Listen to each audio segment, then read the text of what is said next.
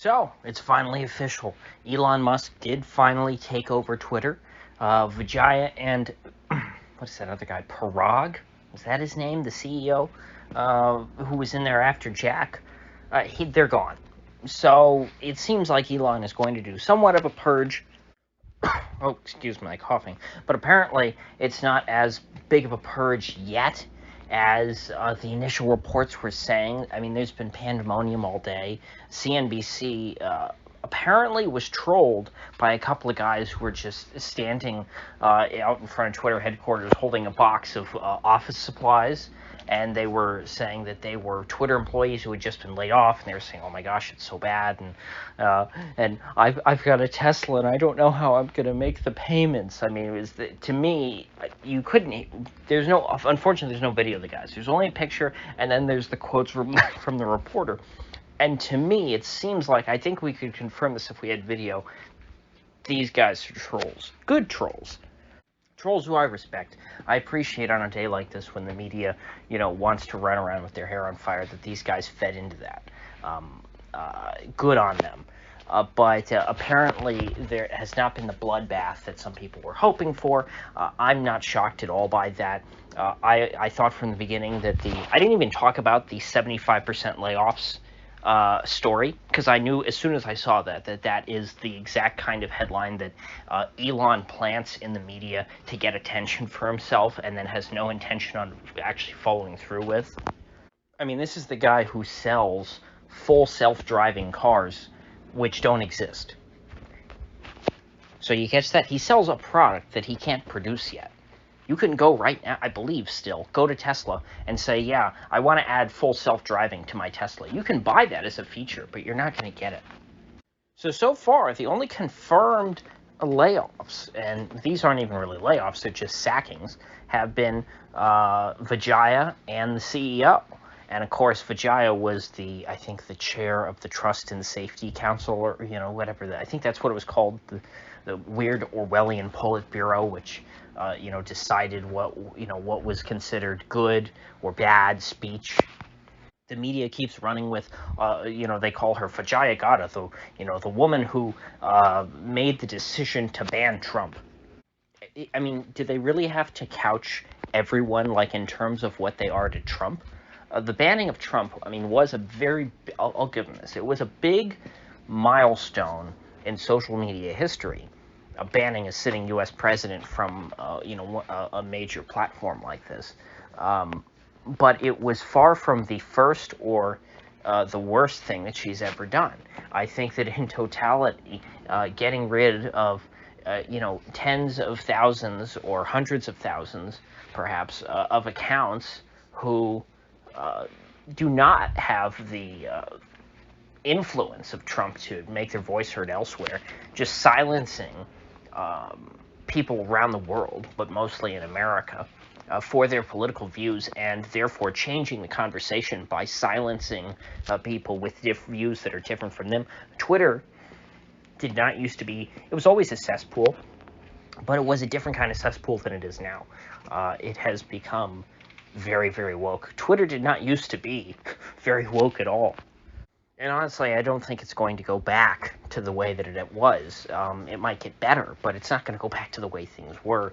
I'm sure we're still never going to be able to use the N-word, as Elon apparently has convened a new moderation board. And he says that all the decisions are going to be outsourced to them. But don't worry, he promises us that the moderation board is going to be fair and balanced. So I do consider this to be a regime change over at Twitter. I do think that there will be changes. I think that the direction is going to shift. But it's not going to be as much as I think a lot of people hope for. Some people hope for too much. Me, personally, I never set my expectations super high, so I don't think I'm going to be disappointed. Honestly, Musk has shifted himself and is trying to put himself more on the side of dissident Americans. Note, I'm not saying he's trying to put himself on the right side of America. He's far from it. He's not a right-winger. I don't think that Elon is going to all of a sudden, flip and become Mr. Conservative.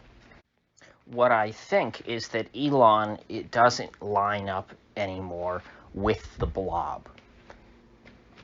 If we go back to whenever it was it 2017 when everybody kicked Alex Jones off? When everyone at once, and remember, Twitter was, I think, the last of the major platforms to kick off Alex Jones. Everyone was in lockstep. Because it was understood that that was what all of the good, right-thinking people believed should be done.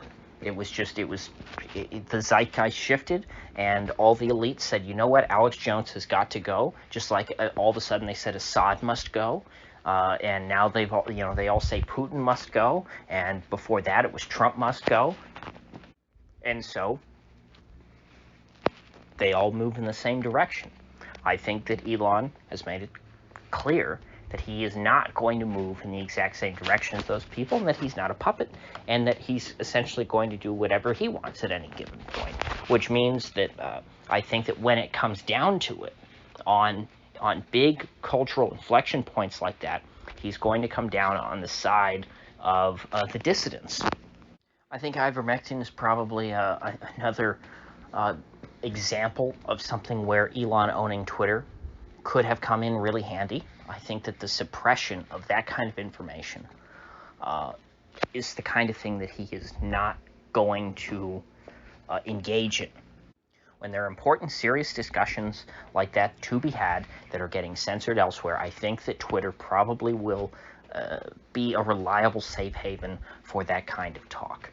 When the blob just gets in its head that, okay, everyone has to think one way, and there's absolutely no room for debate, no matter how reasonable or mild, I think in those cases, Elon has enough good instincts to understand that you don't want to go along with that, and that actually that's when you need debate and discussion the most. That, to me, will be the utility of Elon buying Twitter. It's not that in any given day that we're going to have, super total freedom like back in the mid-2000s, or hell, even back into 2015. I mean, that's when I really remember Twitter being a very different place from what it is now. In 2015, you really could say absolutely anything. I don't think that we're ever going to go back to that. But on big stuff, I do think that it will be a useful transmission mechanism for information. I think that the charm of old Twitter is not coming back, but the utility of Twitter, I think, will be preserved. God, I hope I'm able to get all these out. I just can't stop coughing today. So, all in all, I would say that this is a victory. I think this is something that people should be happy about.